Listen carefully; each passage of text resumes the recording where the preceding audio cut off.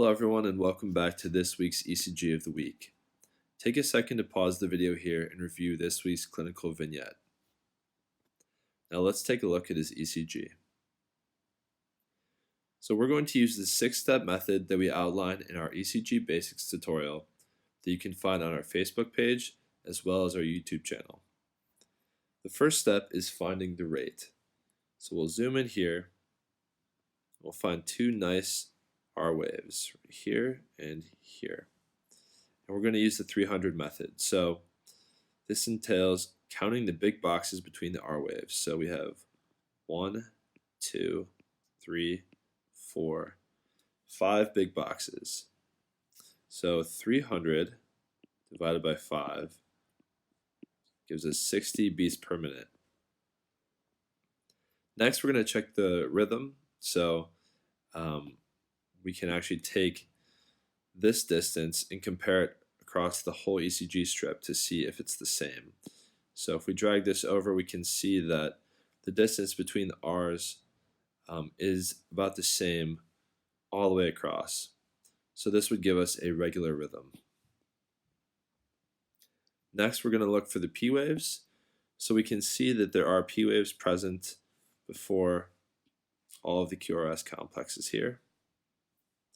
Next, we'll look at the QRS complex, and we can see that it's a little bit wide. So usually the QRS complex is less than 120 milliseconds, or 3 small boxes. And here it looks like it's about 4 small boxes.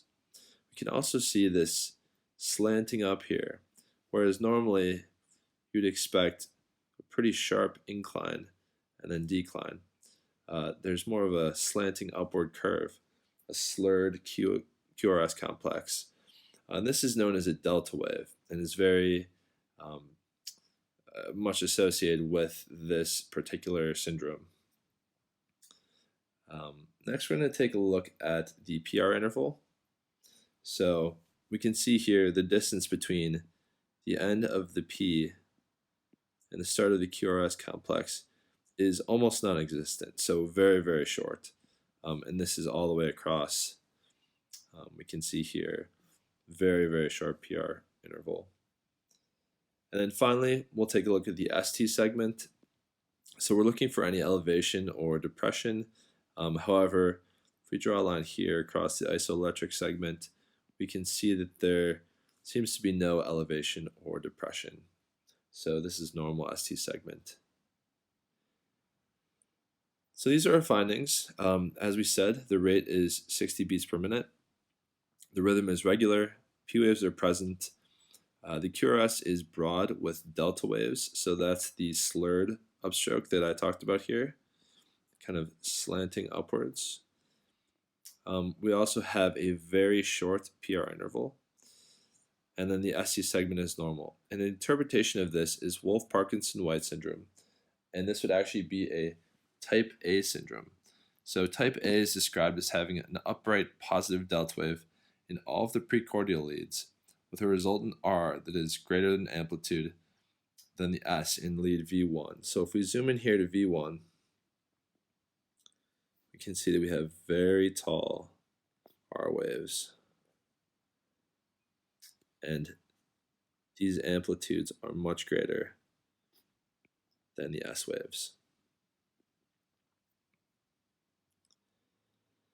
So a little bit about the pathophysiology of Wolff-parkinson-white syndrome. It's a pre-excitation syndrome of the ventricles. And so the ventricles will receive impulses from the AV node via an accessory pathway that is not conducted through the AV node. So the AV node, as we know, slows down the impulses. So this is often associated with tachycardia. The electrical impulses can travel through the accessory pathways, and these pathways are often formed during cardiac development and are actually associated with some defects of the heart. Most patients are asymptomatic, but rarely you can have resultant syncope or even death. Accessory pathways have different names, but the most common that we see is the bundle of Kent. So this is a muscular accessory pathway which directly pierces the AV skeleton, the fiber skeleton, which separates the atria from the ventricles, and this provides a direct connection between the left atrium and the left ventricle. So when there is associated tachycardia, we didn't see this with our patient. Remember, he had 60 beats per minute as his rate. But when there is tachycardia, it is considered an atrioventricular reentrant tachycardia. So this is not to be confused with AVNRT, which is atrioventricular nodal reentrant tachycardia. It's just AVRT. And surgical treatment for Wolff-parkinson-white is ablation of the accessory pathway. There are other treatments such as beta blockers, antiarrhythmics, and this really depends on the presentation of the patient. So some interpretation tips. As we stated before, you have the delta wave here, as well as the very short PR interval. When the patient comes in, they may complain of tachycardia or palpitations, syncopal episodes if their heart is not really, working correctly. The PR interval will be very short, almost non-existent, as we saw in our ECG. And then the upward slurring here of the QRS complex from the end of the PR interval.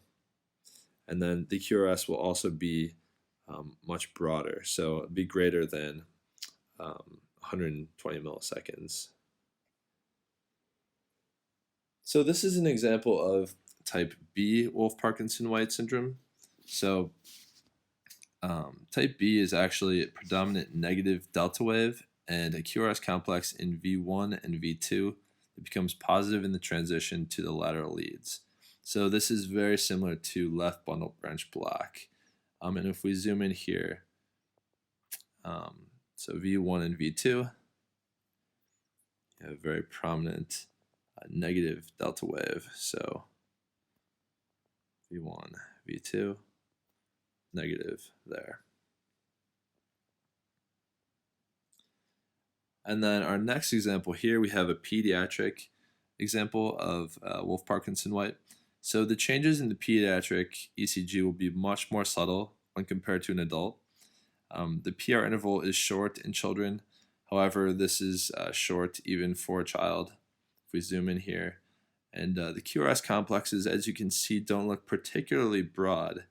However, there's definite slurring of the upstroke of the R wave. So we can actually see this in leads 2, 3, and AVF. So if you look here, 1, 2, 3. So in 2, you can see here kind of this sloping upwards, as well as in 3, sloping upwards. In AVF, again, slope upwards here.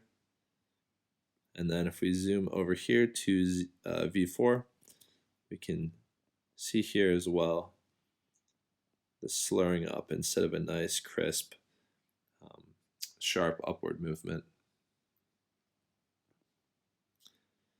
And then our final example here, we have an example of intermittent Wolff-Parkinson-White. So you can see some broad QRS complexes here. However, there are some narrow QRS complexes, as you can see here and here. So when there are the broad QRS complexes, this is when the electrical impulses travel through the accessory pathway, and you'll get that delta wave. But other times you can have the narrow normal QRS complex that goes through the AV node. So just a few takeaways. Wolff-Parkinson-White syndrome is one of the most common types of AVRT. It is caused by an anatomical accessory that can form during cardiac development. And there are 3 things that you want to look out for. One is delta waves, which results in a slurred and broad QRS complex. 2 is a short, often non-existent PR interval. And third, this is something that's not necessarily just in Wolff-Parkinson-White. You'll see it in a lot of other conditions, but these are prominent R waves in the V1 lead. Thanks for tuning in, and make sure to check back next week for our next edition of ECG of the Week.